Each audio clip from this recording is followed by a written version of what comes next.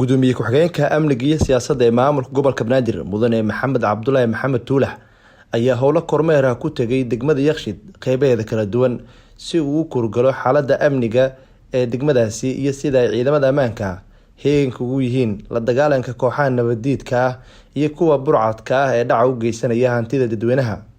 Gudoomiye Tuulax ayaa kormeerkaasi intii uu ku jiray waxa uu warbixino kala duwan ka dhageysanayay maamulka degmada iyo saraakiisha ciidamada amniga ee degmada, iyagoo sheegay in maamulka degmada ciidanka amniga oo garab ka helaya shacabka degmada ay ku guuleysteen in ay gacanta ku dhigaan mid ka mid ah kooxaha argagixisada Al-Shabaab oo bambagacmeed ku tuuray bar kontarool oo ciidamada ammaanka ku baaraan gaadiidka, hase ahaatee ay ciidamada amniga gacanta ku dhigeen.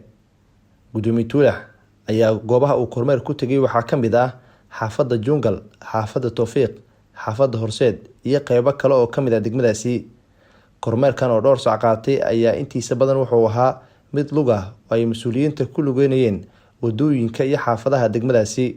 Markuu kormeerkaas soo ilaaday ayaa waxaa warbaahinta ugu warbixiyay gudoomiye ku-xigeenka amniga iyo siyaasadda ee maamulka gobolka Banaadir mudane Maxamed Cabdullaahi Maxamed Tuulax, isagoo tilmaamay in kormeerkan uu noqon doono mid joogto ah oo ay ku tagi doonaan dhammaan degmooyin gobolka Banaadir si ay ugu kurgalaan amniga caasimadda iyo in la dardar geliyo howlgallada lagula dagaalamaya kooxaha nabadiidka ah. Salaan kadib caawa waxaan kormeer ku nimid degmada Yakshiid.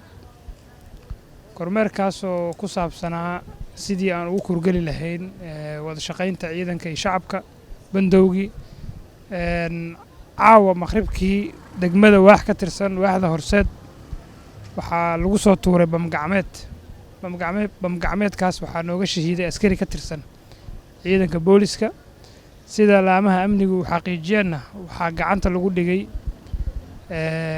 mid ka mid ah argagixiyihii soo tuuray bamka oo la qabtay.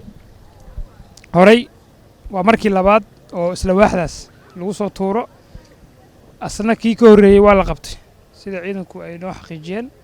waxaan aad iyo aad ugu mahadcelinayaa una ammaanayaa ciidanka booliska sida wanaagsan oo ay heeganka ugu jiraan mar walba. annaguna waxaan diyaar idin leenahay inaan idinku dhiirigelino hawsha haysaan.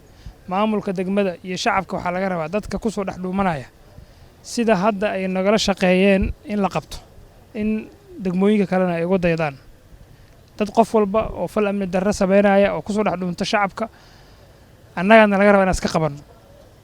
haddaan shacabka iyo maamulka iyo ciidanka aysan wada shaqeynayna wax diidaya ma jiro maalin walba in lagu soo dhex dhuunto. marka Yakshiid maamulkeeda iyo ciidankeeda waa ku amaanan tahay in markii labaad qof bamgacmeed soo tuuray oo argagixisada ka tirsan ay qabtaan.